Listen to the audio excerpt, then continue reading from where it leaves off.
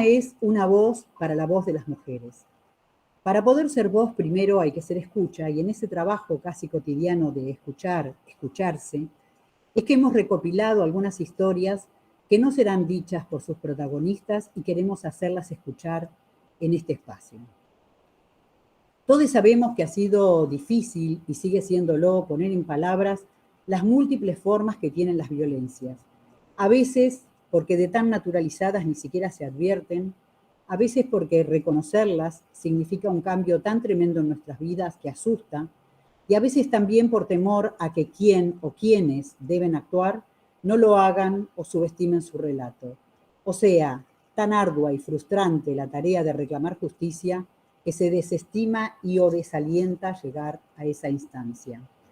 Nos mueve la intención de mostrar aquí cómo, a pesar de todo el camino que hemos recorrido, visibilizando, reclamando, pidiendo leyes, cumplimiento de tratados internacionales en materia de derechos humanos, exigiendo la formación en perspectiva de género de los agentes del Estado, vemos que hoy uno de los más grandes obstáculos para el derecho a vivir una vida sin violencias son las mismas instituciones del Estado.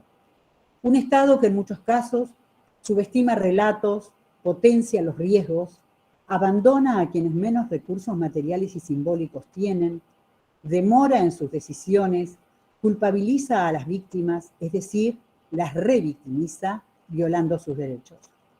Venimos a contar historias que no serán contadas por las protagonistas. Ellas deben seguir andando los pasillos de los hospitales públicos, del sistema judicial, de las oficinas municipales, de los servicios locales y zonales, y temen represalias sobre ellas y o sus hijas. Venimos a denunciar, es decir, poner en palabras esas revictimizaciones y exigir su corrección, reparación, y que sean analizadas en su desempeño las instituciones del sistema judicial, comisarías, universidad, salud pública, escuelas. En el sistema judicial, el primer testimonio es el de Susana y su experiencia en el juzgado de familia. Laura. Hola, buenas tardes. Bueno, yo les voy a leer el relato que nos transmitió esta compañera, ¿sí? En palabras de ella está su experiencia. Mi nombre es Susana. Quiero contarles por qué siento que la justicia no protegió los derechos de mis hijos. Fui víctima de violencia familiar, un marido autoritario, violento, controlador y golpeador. Me costó mucho poder salir de ese círculo de violencia. Quienes lo sufren lo entenderán. Es un camino largo y complicado, donde el victimario violento te hace creer que te lo mereces, que sos la culpable de los maltratos, que todo es tu culpa, y te aseguro que te lo recrees, que sos la culpable de todo. Me había prometido que nunca me iba a dejar pegar delante de mis hijos, y si pasaba, pues uno no puede controlar al otro, lo iba a denunciar. Fue un 1 de enero a la noche, regreso de cenar con unos familiares, nos había dejado esperando con la mesa servida y no había dicho que no iba a volver. Pedí explicaciones y recibí golpes como respuesta. Llamé a la policía y vinieron. Su ayuda consistió en sacarme a mí y a mis hijas de la casa en vez de sacar al golpeador. Y me dijeron que no volviera a la casa. Ellos me iban a conseguir las cosas y la ropa, hasta que el juzgado dictaminara a mi favor. Mi ex no quiso darme nada y ellos no le exigieron nada. No teníamos dónde ir. No nos ofrecieron ningún lugar para pasar la noche con mis hijos. Tuve que recurrir a la familia de la escuela de mi hija, a las familias de la escuela de mi hija. Y sin nada más que el auto, gracias al chico de la alarma que llamé, pues la policía tardó mucho en llegar. Con lo puesto nos fuimos a mi ciudad natal. Allá conocidos y vecinos me dieron ropa y sobrevivimos como pudimos. Desde allá llamaba todos los días a Tandil para ver cuándo me iban a dar mi casa y mis cosas. Porque, ¿por qué se tiene que ir la víctima y no el victimario? Nunca lo entendí. Insistí y empecé a llamar a Azul a través de la policía local de mi ciudad, donde habían matado a una mujer víctima de violencia familiar y estaba todo muy activo. Desde Azul, un 10 de enero, me restituían la casa, pero la policía de Tandil no quería sacar a mi ex, no sé por qué. Me senté en la comisaría a esperar y nadie quería hacer la restitución. Y por ahí cambiaron la guardia y un policía joven que conocía los derechos, a las 21 horas sacó a mi ex y así pude entrar a mi casa. No hubo una noche en que pudiéramos dormir. Nos mandaba gente a molestarnos y nos molestaba él. Hice muchísimas denuncias y restricciones. Tuve un policía en la puerta y me molestaba por teléfono. Seguía yendo al juzgado y nada. Nunca me protegió la justicia. Me divorcié muy rápido. Después de un año logré que le embargaran el sueldo por alimentos, pero del juzgado me obligaron a firmar que renunciaba a lo que me debía. Y siempre me apretaban así. Es para que no la moleste más, me decían, pero igual molestaban. Me dijeron que teníamos que dividir los bienes patrimoniales. Lo único que teníamos era mi auto y la casa que la estaba pagando con un crédito hipotecario que me descontaban del sueldo. Teniendo una hija menor y otra con discapacidad, me obligaron a vender la casa y así entregarle la mitad a él. Pero antes me obligaron a darle una llave. Entonces me tuve que ir a alquilar por seguridad de mis hijos. Resulta que después de 7 años, el señor sigue sin acatar la justicia, no cumple las restricciones, pasa por la puerta de mi casa y si llamo a la policía, soy yo la loca que denuncia y ya ni me las quieren tomar. Ahora seguimos con el relato de Carla.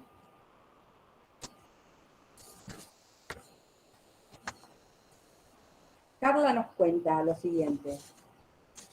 Vine al país en el año 2007 a trabajar. Conocí a un hombre mucho mayor que yo, con el cual tuve una hija en el 2008. De él me separé porque era difícil la convivencia.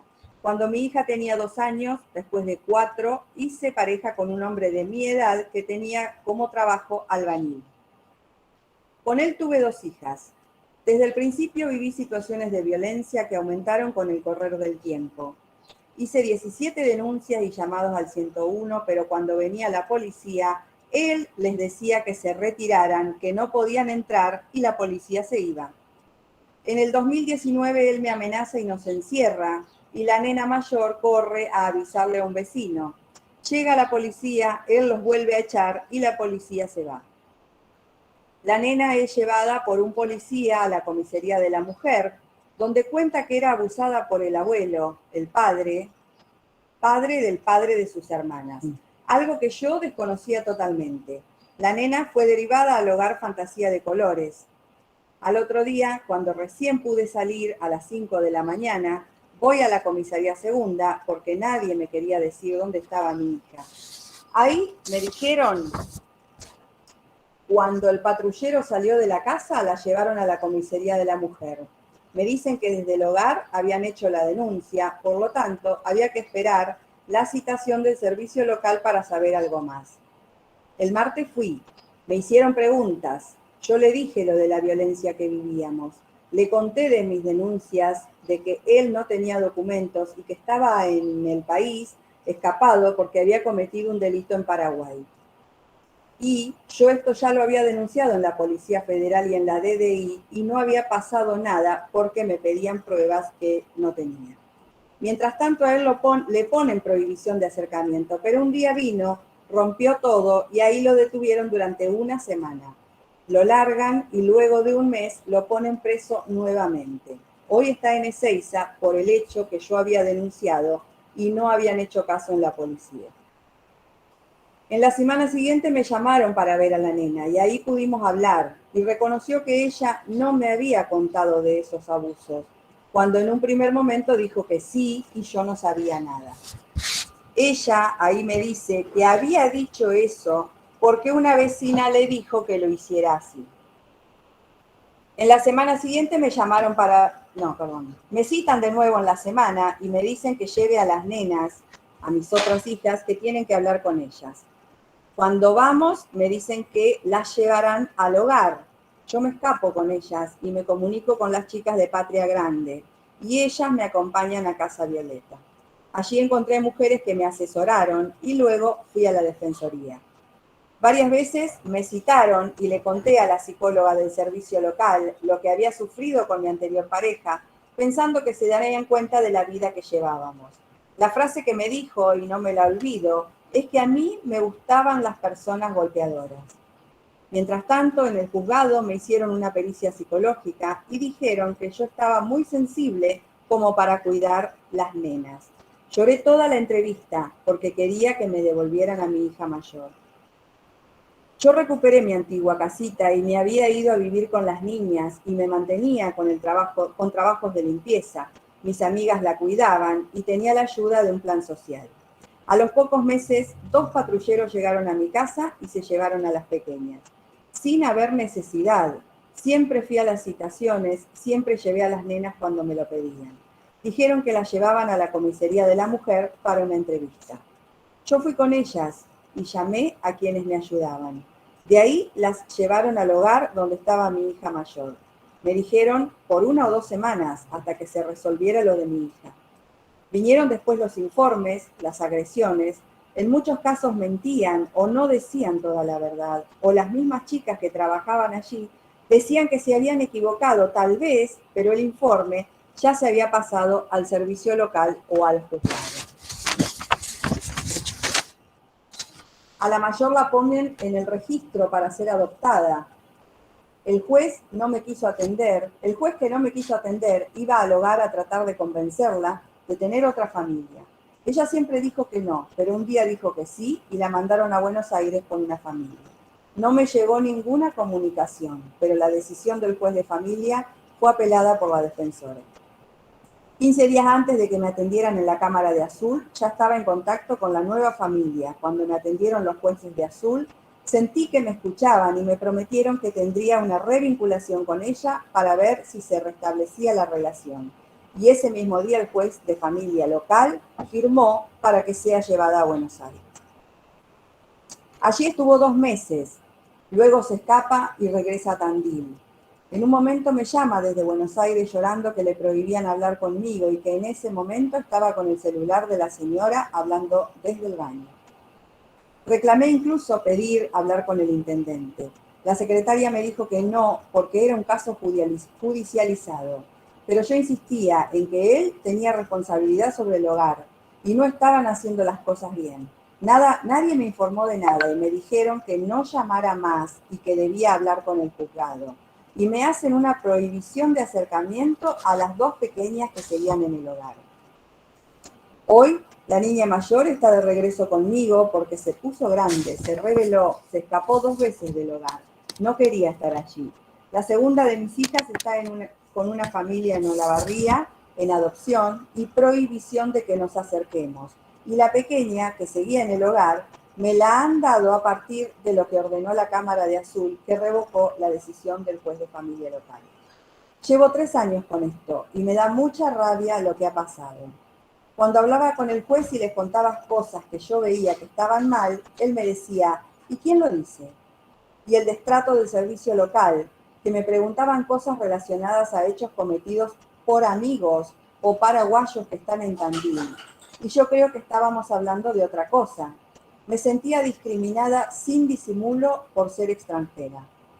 El abogado del servicio local tenía la misma actitud, agresiva, no solo conmigo, sino con otros padres y madres. A veces me cuestionaban que un vecino me llevaba hasta el hogar, sospechando de mí y mis relaciones. Les dije que me denunciaran si creían en lo que me estaban diciendo.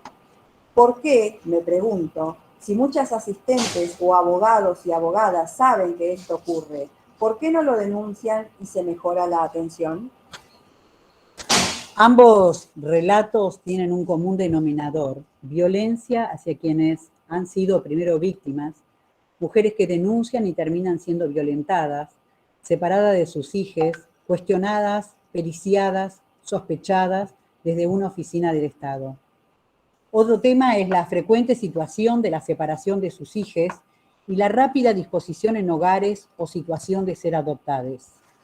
Coincidimos aquí con el análisis que hacen Julia Méndez y Pilar González ambas licenciadas en Trabajo Social, en su informe Déficit y tensiones en la promoción y protección de los derechos de la niñez en la provincia de Buenos Aires, que dicen: a partir del año 2016 comenzamos a advertir y relevar en nuestro ámbito territorial de actuación que la implementación de la última modificación de la Ley 13.298 implicó un aumento significativo de medidas de abrigo que finalizan con peticiones de estado de adoptabilidad, sin dar solución a la institucionalización prolongada ni desterrar prácticas que eviten la revictimización de niños, niñas y adolescentes, lo que pone en evidencia una ausencia en la planificación, coordinación y puesta en marcha del sistema de promoción y protección de los derechos de la niñez. Tal circunstancia, siguen diciendo, constituye en sí misma una violación a los derechos humanos y genera consecuencias irreversibles en la vida de las familias involucradas, tal lo establece la Convención Internacional de los Derechos del Niño, Niñas y Adolescentes y el Pacto Internacional de Derechos Económicos, Sociales y Culturales. Y coincidimos también en sus conclusiones. Ellas dicen: finalmente queremos señalar que las medidas de abrigo continúan alcanzando únicamente a niñas de familias pobres, generalmente constituidas por mujeres como principal sostén del hogar, con atravesamiento de múltiples vulnerabilidades y tramas de violencias por motivos de género, dando cuenta de una continuidad en el modelo de abordaje tutelar de judicialización de la pobreza a partir de diferentes formas de control social que perpetúan prácticas revictimizantes en niños, niñas y adolescentes, acentuando modelos de intervención basados en la separación permanente del ámbito familiar de origen, adopciones o en extensas institucionalizaciones que mayoritariamente finalizan sin garantizarse la restitución de derechos, y también dando prioridad a modelos de intervención caracterizados por la ausencia de políticas públicas y abordajes con perspectivas de género que profundiza el ingreso de niños y adolescentes varones al sistema penal desde temprana edad y prolonga la institucionalización de niñas, adolescentes mujeres y madres adolescentes en hogares convivenciales. No hay mucho más que agregar a la descripción que realizan y que corroboramos en muchos relatos. Incluso la Mesa Interinstitucional contra las Violencias de nuestra ciudad elaboró el año pasado un informe sobre la situación que atravesaban madres separadas de sus hijos por órdenes judiciales en plena pandemia y que agudizó la angustia y desesperación de mujeres y niñas y que originó un acampe frente a edificios judiciales. Hablemos ahora de la universidad. Desde hace más de 4 años hemos recibido relatos de mujeres estudiantes en relación al trato discriminatorio y desinformación por parte de un médico del equipo de salud de la UNICEN. Llevamos el reclamo y además, como se ha declarado objetor de conciencia, decíamos allí que para una población necesitada de información e insumos, eso significaba un verdadero obstáculo. Esa observación no fue escuchada, hasta el día de hoy no ha sido atendida. Desde la Biblioteca Popular de las Mujeres hemos acompañado desde hace algún tiempo el reclamo de una profesora sobre la situación de abuso de poder por parte de colegas que por acción u omisión fue continuada con las autoridades de la propia facultad. Aún con nuestra nota dirigida al programa de género de la UNICEN, no ha sido ni reevaluada la situación, ni convocada a la profesora para algún tipo de reparación. Ante la reciente situación de acoso por parte de un profesor a una colega, el caso quedó resuelto con la renuncia del profesional. Pensamos que se podía haber aprovechado la situación para realizar acciones que den cuenta de la gravedad de los hechos y además visibilizar, constituir una acción ejemplificadora hacia otros ámbitos de la universidad donde también ocurren hechos similares. No sabemos por qué no se hizo público. Recordemos que la universidad es un ámbito no solo de construcción de conocimientos, sino también de construcción de valores y de prácticas cotidianas y profesionales. Sabemos que la universidad está trabajando para erradicar violencias. Es además formadora en Ley Micaela. Pero nos preguntamos, ¿qué hacemos cuando la violencia acontece entre profesores y alumnos, entre colegas docentes, entre autoridades y subalternes? ¿Por qué no visibilizarlo y hacer de ese hecho un acto también educativo que rompa silencios, ocultamientos y complicidades? Y vamos a la salud pública. A pesar de nuestros históricos reclamos, Hasta la fecha, seguimos teniendo como director de uno de los hospitales un médico objetor de conciencia. Habremos de esperar a que se jubile para que deje ese lugar. Las autoridades nunca tuvieron en consideración que eso era un obstáculo para el pleno ejercicio de los derechos de las mujeres y otras identidades sexuales. Alzamos la voz también en situaciones donde deberían haberse garantizado interrupciones legales de embarazo ILE antes de la sanción de la ley 27610 dentro del sistema público, en particular en el Hospital Ramón Santa Marina, y hubo que derivarlas a otras ciudades, ocasionando perjuicios, vulnerando sus derechos y revictimizando a las mujeres, cuando debieron ser resueltas en nuestro hospital, ya que cuenta con todo lo necesario para hacerlo.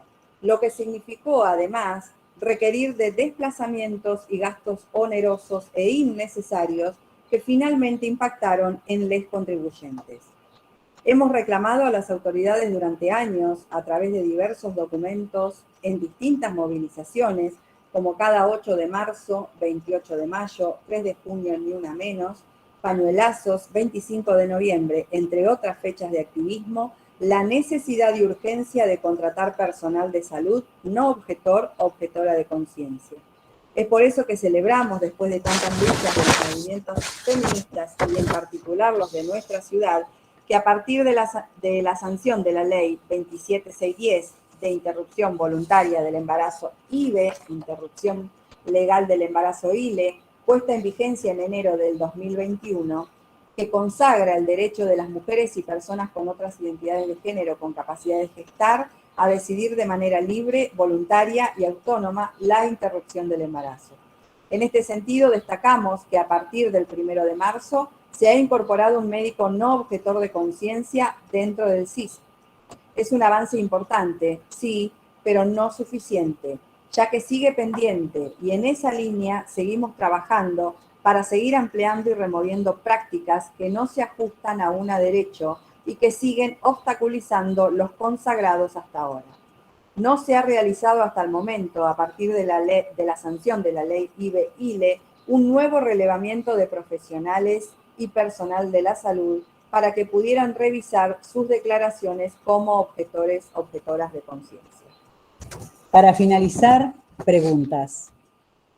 Hemos querido plantearles estas cuestiones con la esperanza de que al tratarse de un ámbito universitario, formador de profesionales de estas áreas, justicia, educación, salud, sean ustedes también parte de este cuestionamiento al Estado y sus instituciones en sus prácticas y en sus investigaciones bajo el paradigma de los derechos humanos. Señalamos la necesidad imperiosa de reformular abordajes y programas de acción enmarcados en la estricta protección de derechos, sobre todo a los sectores más pobres, a aquellos que a veces no tienen voz para el reclamo, y asumir la denuncia pública para que esto no suceda más. Uno de los lemas del feminismo es: si tocan a una, tocan a todas.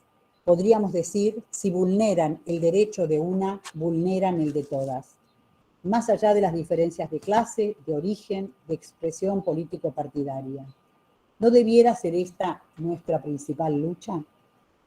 Hasta aquí. Los dos materiales que mencionamos se encuentran en la biblioteca por si alguien quiere consultarlos, tanto el de niñez como el del informe que se hizo desde la mesa interinstitucional.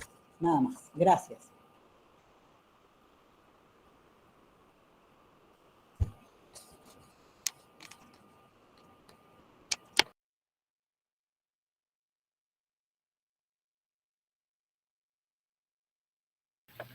Bueno, la idea es que podamos intercambiar, así que siéntanse libres de abrir el micrófono y hablar.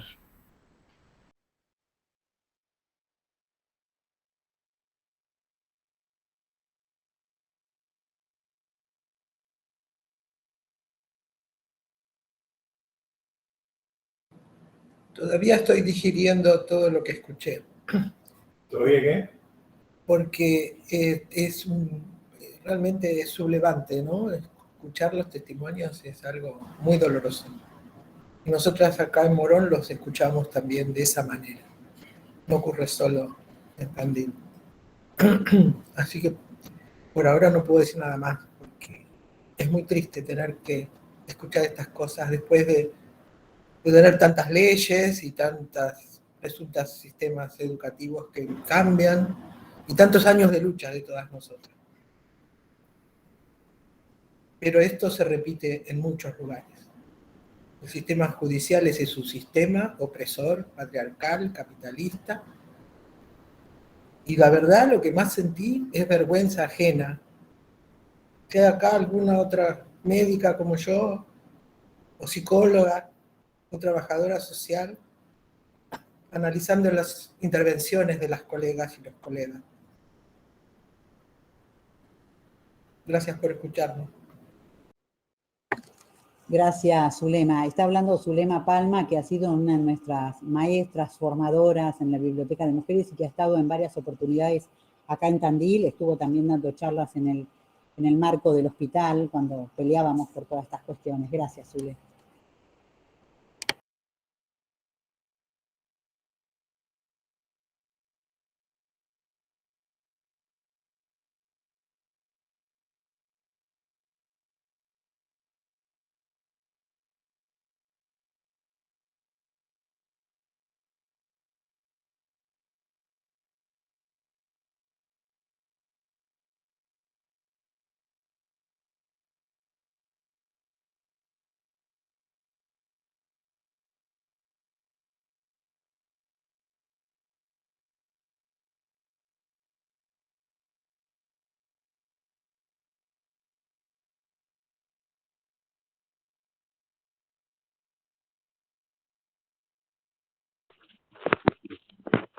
Bueno, buenas tardes. Soy Patricia Landeix, integrante de la Biblioteca Popular de las Mujeres. Agradecer a las compañeras que han puesto la voz en estos relatos conmovedores, a pesar de conocer esas historias. Escucharlas impacta. Así que coincido con vos, Zule, y nos subleva también esta justicia, injusticia, que no hace más que replicar no solamente situaciones de abuso, de poder, sino de esto, ¿no? De impactar sobre las mujeres más pobres, extranjeras, todo lo que dijeron las compañeras. Un placer escucharlas. Gracias, Zule, por estar siempre. Como dice Lili, hemos sido también formadas por esa gran feminista. Así que bueno, agradecerles a mis compañeras, queridas compañeras Laura y Lili, por tomar la palabra y estar. La biblioteca siempre ha estado presente hace muchísimos años, justamente en ponerle la voz a las mujeres, a esas ausencias que no han podido expresarse de alguna manera. Así que bueno, muchísimas gracias, compañeras. Un abrazo.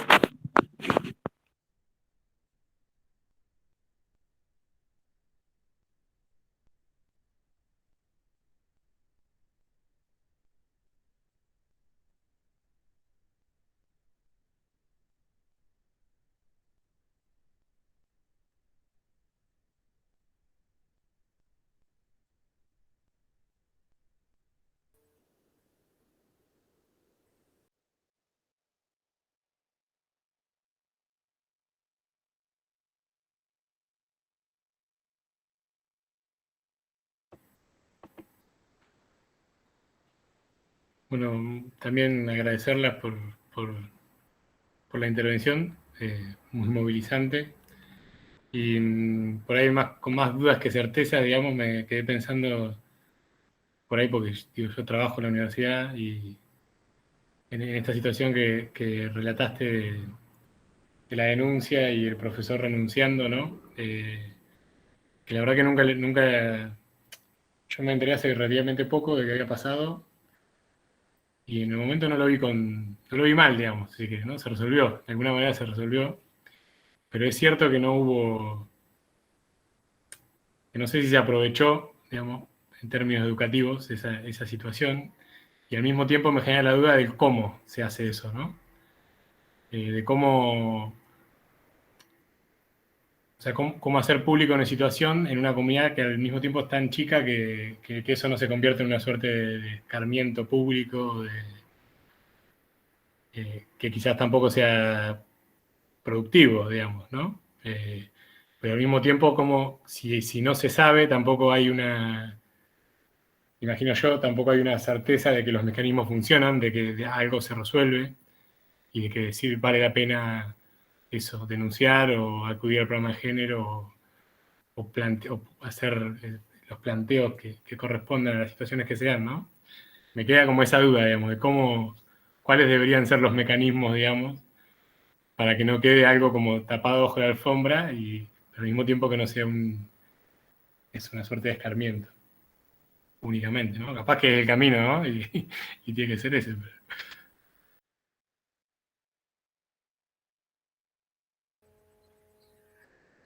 Hola, buenas tardes. Andrea Rossetti por acá. Me quedaba pensando en lo que decías, Lucas, por ahí, no sé, la palabra no es escarmiento, elegiría otro término, pero sí que cuando las instituciones o las organizaciones nos silenciamos, a mí me parece que las personas que han estado en situaciones, se han animado a poner el cuerpo, la palabra, vuelven a ser victimizadas y hay un descreimiento en espacios que nos han costado mucho, ¿no? Que era lo que señalaba hace un ratito Zulema. Entonces, cualquier vía, pero no la de silenciar. Escarmiento por ahí me suena como algo, no sé, de castigo viejo a las infancias, ¿no? Pero señales contundentes en varios de los casos que se mencionaron y tantos otros que podríamos agregar, no hay una reparación. Entonces, me parece que ahí falla la justicia y fallamos las instituciones también, de las características que sean. Y el silencio es como, me parece, lo más lejano al deseo.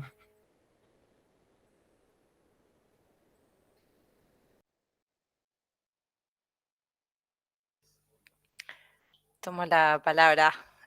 Bueno, gracias Lili y Laura, como decía Patricia, por ponerle voz a estas mujeres, por también haber pensado este espacio del conversatorio, ¿no? Y involucrarse también desde el espacio de la biblioteca, porque cuando empezamos a pensar en estas jornadas, un poco la idea era sí abrir como el espacio, el diálogo, el intercambio desde la universidad, pero sabiendo que no puede quedar solamente la universidad como el único actor, ¿no? Y que no solamente son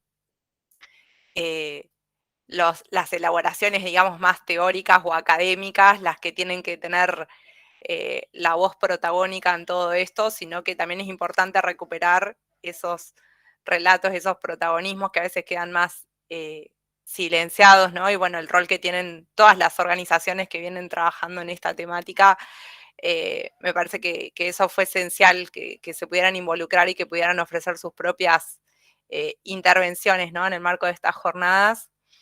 Y bueno, también coincido con Lucas que como alguien que trabaja en la universidad, como alguien que de cerca escucha testimonios, ¿no? De compañeras. Yo hace muchos años que vengo trabajando en el tema desde una conciencia que creo que primero fue una toma de conciencia más individual, y pensar, ¿no? Que, no sé, por lo menos hace 5 o 6 años que estoy como más fuertemente involucrada en la temática y tratando de propiciar talleres o charlas, y que a lo mejor hace 5 o 6 años la gente lo escuchaba y hasta se escandalizaba que habláramos de perspectiva de género o del rol de las mujeres en la ciencia y la tecnología. Pero hoy, que todavía 6 años después, con tantas luchas, con tantas capacitaciones, con tantas denuncias, ¿no? Que se siga silenciando o que no esté completamente legitimada la acción del programa de género, me parece que es algo que nos tiene que interpelar a todos los integrantes de la UNICEN particularmente, ni hablar de quienes tienen un cargo, ¿no?, de responsabilidad mayor que quizás quienes somos graduados docentes o investigadores, pero hay una reflexión que es necesaria que se dé más a fondo, porque la mera existencia de un programa, digo, que exista por una resolución y que haya una persona que esté a cargo de ese programa. Hoy en otra conferencia en la mañana se decía, los feminismos no son espacios que se crean a título personal, son espacios que se crean para que sean habitados por otros, ¿no? Y me resonó esa expresión porque digo, bueno, sí, el programa existe, sí hay un protocolo, sí hay una persona que está como referente, pero no puede depender todo de esa persona ni de sus esfuerzos personales, o sea, sabiendo que tiene que además en lo personal recibir todas estas denuncias, todos estos testimonios que tienen una carga emocional, que tienen una, o sea, realmente es un trabajo súper arduo y no ha habido una jerarquización del programa, que es algo que venimos pidiendo intensamente y fuertemente en los últimos años. Estas jornadas se hicieron con presupuesto cero. Y bueno, por un lado cada vez somos más les integrantes de la UNICEN que estamos firmes, que estamos más comprometidos con la causa, con la temática, con el dar la batalla, pero también me parece que hay como una instancia donde hay que decir, bueno, no puede seguir esto andando así como que anda sobre ruedas la cosa, ¿no? Y como sí damos la capacitación, como que se ve todo lo que se está haciendo y parece que todo funciona, pero de fondo sabemos que hay algo que no cambia, ¿no? Entonces, realmente no sé si es el fin de año, que también viene con su cansancio y con su hartazgo de algunas cosas, pero yo me encuentro en esta situación, ¿no? De decir, bueno, ¿cómo vamos a lograr plantear una nueva práctica de la institucionalidad, del ejercicio, ¿no?, de la democracia, hacia adentro, hacia afuera de la universidad, en diálogo con las organizaciones, con el municipio, con el Poder Judicial, pero que se transforme en un cambio de prácticas? Porque si no vamos a seguir hablando y publicando papers y libros y dando conferencias y esperando a que venga una nueva generación a cambiar todo. Bueno.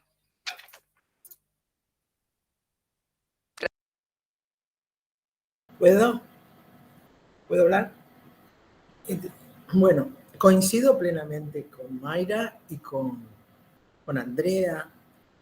Yo me pregunto, y te pregunto, Lucas, ¿por qué te apareció la palabra escarmiento? Porque yo creo que hay que ir viendo estas cuestiones, ¿no? Porque me llama la atención el único varón que está en este grupo, lamentablemente, que sea solo vos, lamentablementísimo, no sé qué cargo tenés, no sé tu profesión, pero ¿por qué está la palabra escarmiento? Denunciar públicamente que un profesor abusó de una colega.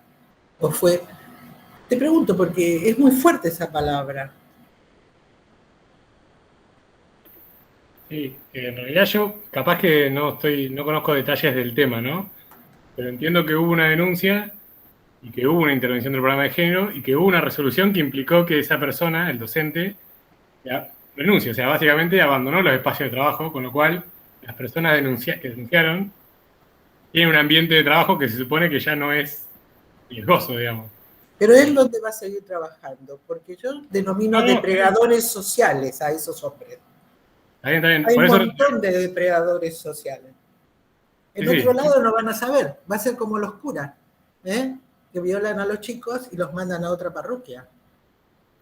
Entonces, ¿cómo asumimos la responsabilidad ciudadana del lugar donde sea? De hacer público para que se enteren, porque es una de las formas de luchar contra la violencia que ejercen los varones sobre las mujeres. Sí, y me parece que está bueno también para resaltar la falta de espacios, que algunos estamos intentando construirlo, pero espacios para varones, digamos, donde los varones puedan, incluso quienes asumen que están teniendo un comportamiento que es violento hacia las mujeres, digamos, que tengan espacios donde puedan trabajar los Sí. que tienen voluntad de hacerlo. Digamos.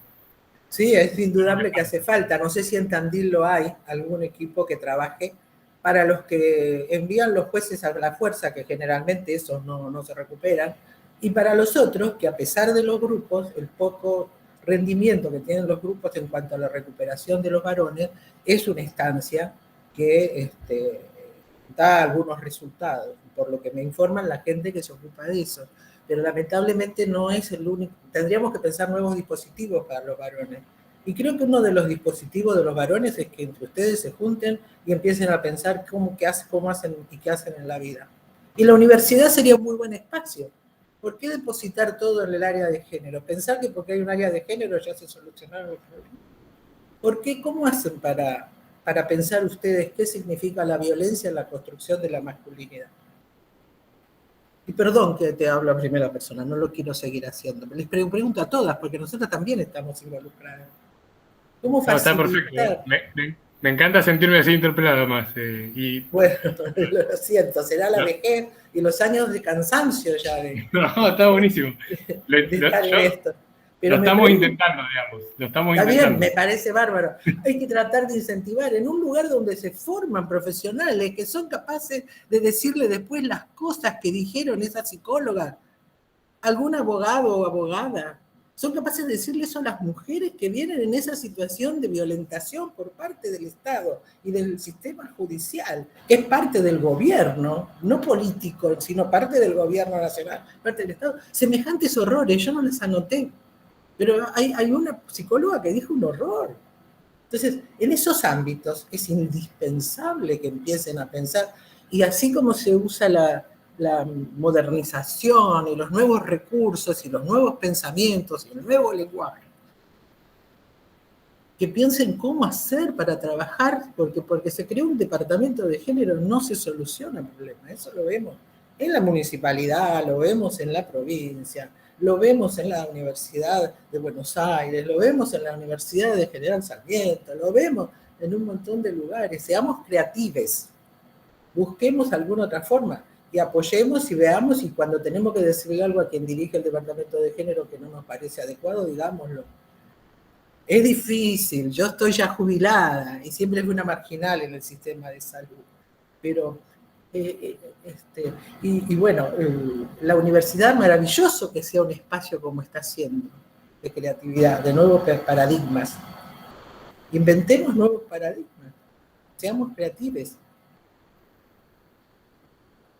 Disculpe, mucho tiempo, Leo.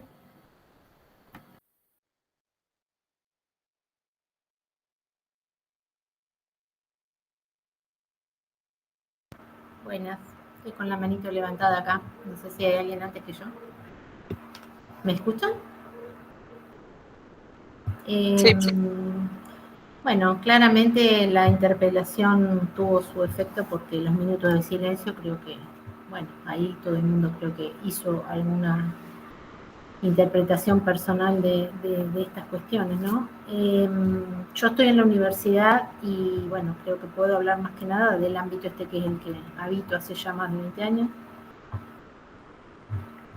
Los testimonios que plantearon y la interpretación que hicieron Liliana y Laura, bueno, lamentablemente no son infrecuentes, ni en las instituciones del Estado, ni todavía en la universidad. Yo creo que, a ver, una cosa que a veces me preocupa es como a veces las disputas también se dan en el orden de los discursos, ¿no? Cuando de repente ciertos casos arquetípicos se utilizan, no lo estoy diciendo en términos de manipulación, sino que salen al espacio público del debate y se toman como ejemplo de que aún hay un algo, hay un dispositivo, hay una herramienta que no sirve. Ahí yo veo un cierto riesgo, por dos cuestiones. Una, porque posiblemente la herramienta hay que analizarla por etapas, y decir, bien, ¿qué alcance tiene esta herramienta? ¿Qué estrategia nos damos ante la diversidad de opciones? Porque de hecho hay casos que no han podido ser resueltas en la universidad y de los que debemos hacernos cargo, porque no ha habido una instancia de mediación, no ha sido tan sencillo. No es lo mismo un caso de acoso entre docente y estudiante que entre pares de trabajo. O sea, tiene que incorporársele figuras que refuercen este programa, lejos de decir yo que es algo que no sirve por los casos que tenemos testigo de que no se han resuelto. O sea, negar que no se han resuelto no está bien.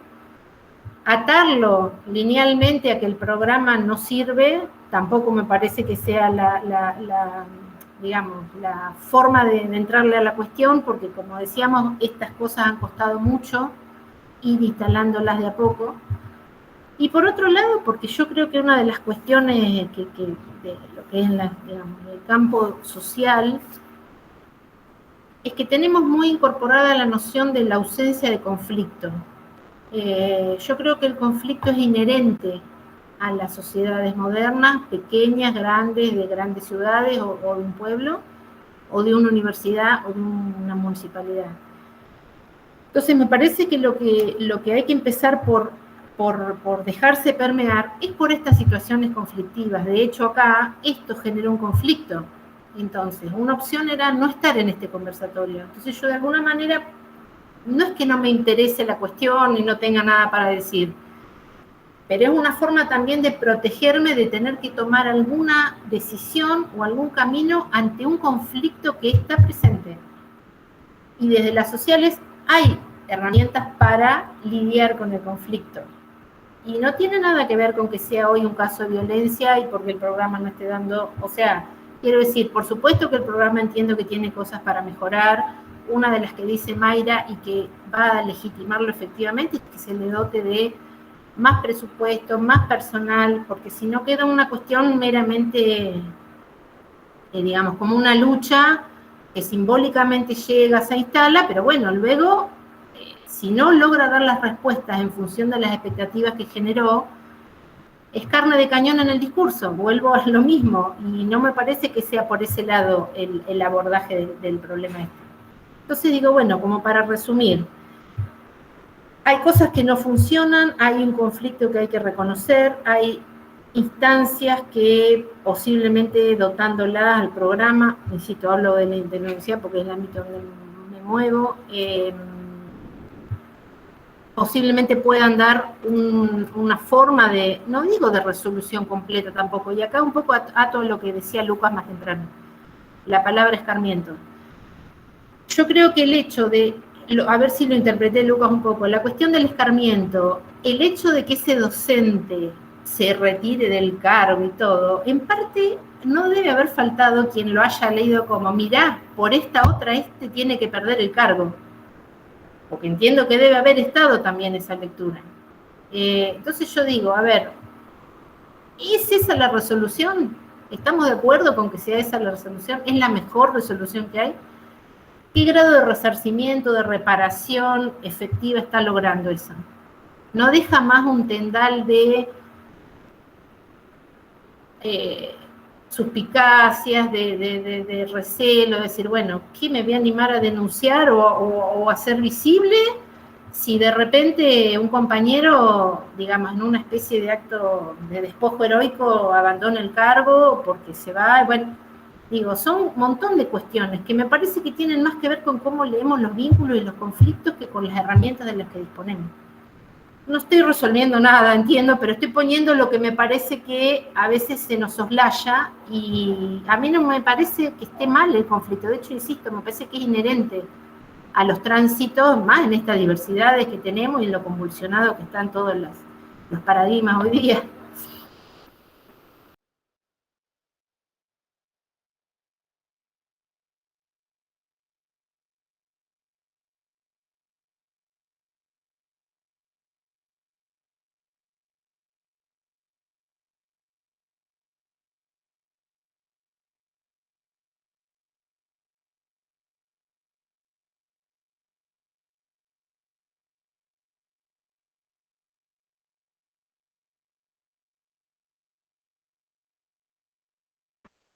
Ahí veo lo que pone Zulema, la mediación. Sí, quizás no me expresé. Me refiero a que por ahí las personas que se conocen entre sí por ahí no son las más indicadas para lidiar de manera con una carga tan alta de subjetividad en el acompañamiento de esta situación.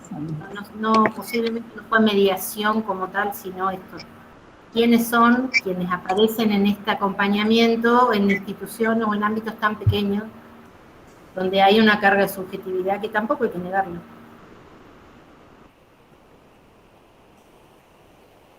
Matilde había pedido la palabra y Andrea, no sé.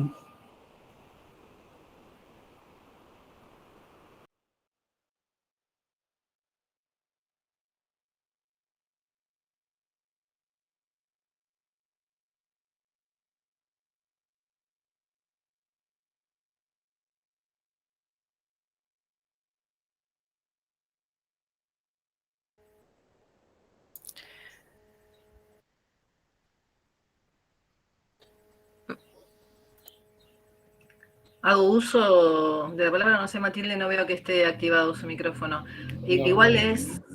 Y desactivó recién, no sé si estará hablando y no se da cuenta. Bien. A ver.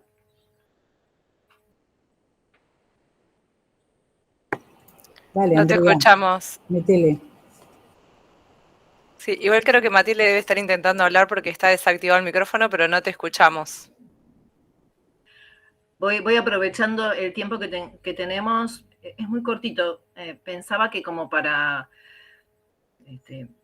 poner un horizonte en la necesidad de copensar qué formas novedosas encontramos quienes estamos en estos espacios. Creo que ahora, bueno, abandonando la virtualidad vamos a poder seguir pensando con otras cualidades que hemos perdido, pero ¿cómo hacemos para incidir en estos espacios, no? Porque en realidad estamos hablando de la universidad, pero estamos hablando del sistema de salud, estamos hablando de la municipalidad, y son todos espacios donde estas prácticas son usuales y donde nos quedamos como patinando sin poder modificar, algo que decías hace un ratito, Mayra, las prácticas, ¿no? Lo cotidiano.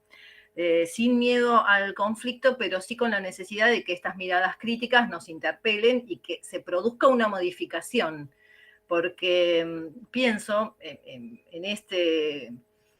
esta situación de la universidad y en tantas otras de otras instituciones en las cuales cuando incidimos o queremos, ¿no?, tener una mirada crítica y pedimos desde las organizaciones feministas, desde la biblioteca en este caso, una respuesta, también la respuesta, valga la redundancia, de la institución es el silencio. Entonces nos quedamos entrampadas. A mí me parece que eso no nos puede pasar, más en un espacio como el local, en el cual nos conocemos y apoyamos a todas las personas que están en los lugares estos, porque sabemos que están sin recursos, con pocas herramientas, etcétera, etcétera. Entonces queremos que crezcan, pero queremos que crezcan y también queremos que cuando hay un pedido de respuesta o de palabra, digamos, que eso esté. Y eso no ha estado, y me parece que está bueno que lo mencionemos, ¿no?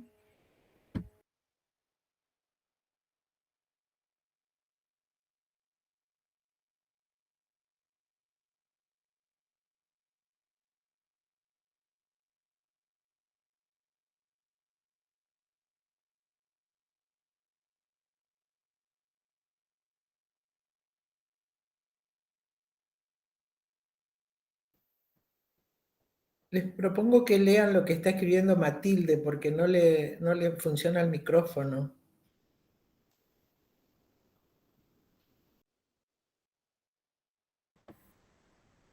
Sí, así queda grabado también, porque si no el chat me parece que no va a quedar en la grabación. ¿Lo leo? Hola, me falla el micrófono, pero quería decir que la universidad no respeta las normas, no solo el protocolo, sino tampoco la ley 26.485, amparándose en la autonomía universitaria. Y si hay escarmiento, es a las denunciantes. No se las escucha, se las hace objeto de sospecha, recibe cantidad de malos tratos a lo largo de años por los y las funcionarios de la propia institución.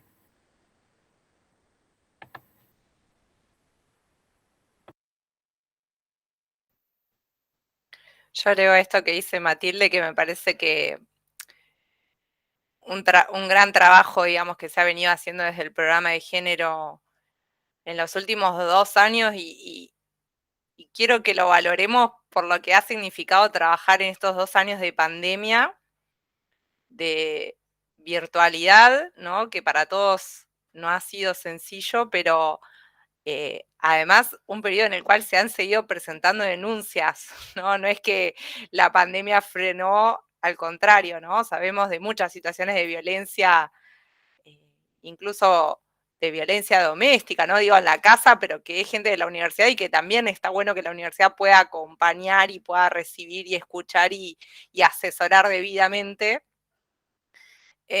Y bueno, me parece que el trabajo que se viene haciendo desde el programa de género en cuanto a las capacitaciones en Ley Micaela ha sido una primera estrategia positiva, ¿no? En pos de desnaturalizar algunas cuestiones, desarmar algunas lógicas, ¿no? Brindar herramientas para dialogar y para repensar cosas con las que hemos convivido toda nuestra vida, ¿no? Desde el jardín de infantes, desde la primaria, desde casa, desde el trabajo, desde la relación con nuestros padres, abuelos, etcétera. Y realmente hay un montón de diálogos que se han ido dando, por lo menos en las capacitaciones que pude estar, que me parecen que, bueno, que es un primer paso, ¿no? Y que no está resuelto y no se va a resolver de la noche a la mañana, pero sí me parece que es como un primer paso. En particular, pude participar este año, acá la veo a Marisa, de la capacitación de docentes de la Facultad de Arte, y digo, bueno, es un primer paso, ¿no? No es que resuelve todo, pero me parece que en la medida que todos tomemos conciencia,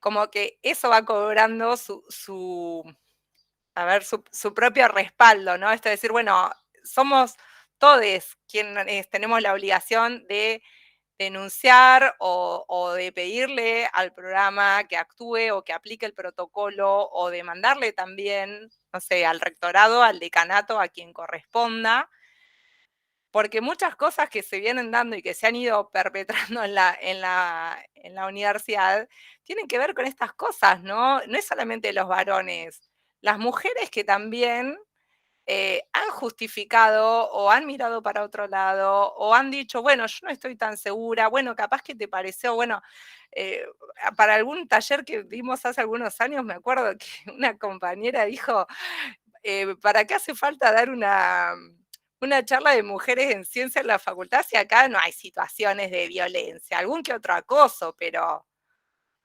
O sea, palabras textuales, no es que, y digo, bueno, todo esto está impregnado en nuestra cultura, en nuestra manera de pensar. Entonces, bueno, me parece que es eso también. Y por otro lado, me parece que ahora hay un cambio, por lo menos yo, que digo, soy una generación un poco más joven, como que hay una posibilidad de hablar estos temas con la confianza de que hay alguien que nos puede escuchar, que nos puede recibir, y esto hace 10 años no pasaba. Entonces me parece que eso es una diferencia, y ni hablar, yo ya tengo 37, ni hablar las que tienen 27 o las que tienen 17 y están entrando a la facultad el próximo año, que vienen con otra cabeza, con otras preguntas, con otros temas, ¿no? Hace poco, hoy también, lo comento acá porque ya se comentó en la mañana en otra conferencia pública, pero creo que no salió en ningún lado, que en uno de los colegios preuniversitarios de nuestra universidad, les estudiantes plantearon la cuestión del código de vestimenta, ¿no? Poder hablar sobre el código de vestimenta desde una perspectiva de género. ¿Por qué a la chica no le deja llevar la musculosa bajo la premisa de que eso provoca a los varones, mientras que los varones pueden andar, si quieren, de pantalón corto, sin remera, ¿no? Como venga, porque... Y surgió como reclamo de ellas, ¿no? Surgió de ellas el movilizarse, el organizarse, el plantear en buenos términos y desde el respeto esta cuestión. Y me parece que es eso también, ¿no? No poniéndole toda la carga a las próximas generaciones a que resuelvan todo, pero sí sabiendo y como más con esa mirada, ¿no? Decir, bueno, vienen con otro chip afortunadamente, y con otras posibilidades, ¿no? De cuestionar, de desafiar también, ¿no? De reclamar su lugar.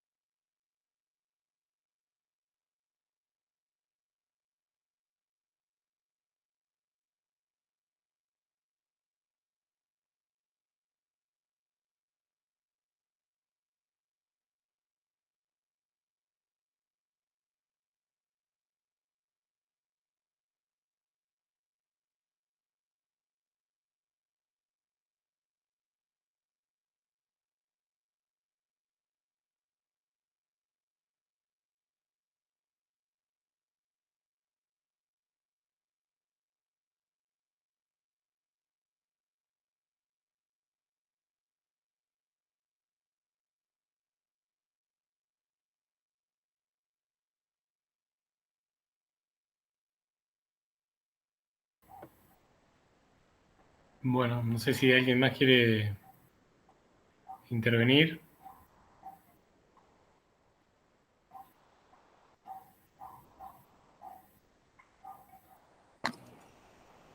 Yo quería agradecerles a todos y a todas, a todo y a todas, por esta participación, y quería despedirme porque me tengo que retirar, así que no quería irme sin saludarlos antes. Gracias.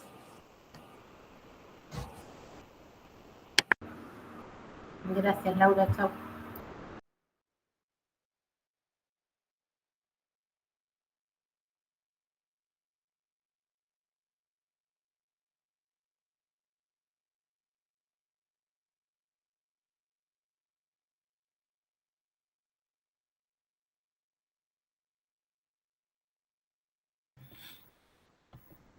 Bueno, por ahí si nadie más va a intervenir, estamos por cerrar el conversatorio. Muchísimas gracias a la Biblioteca Popular de las Mujeres por la propuesta. Me parece que fue muy enriquecedor. Yo por lo menos me voy con muchas preguntas. Así que ahora nos vemos pronto. Y sigan disfrutando de las jornadas, que todavía queda una jornada más mañana. Y ahora hay una de las conferencias centrales. Así que, Gracias. Gracias, Lucas, y gracias, compañeras. Gracias. Gracias Lucas, y gracias a la gente de las jornadas. Chau, chau. Chao. Gracias. Chao.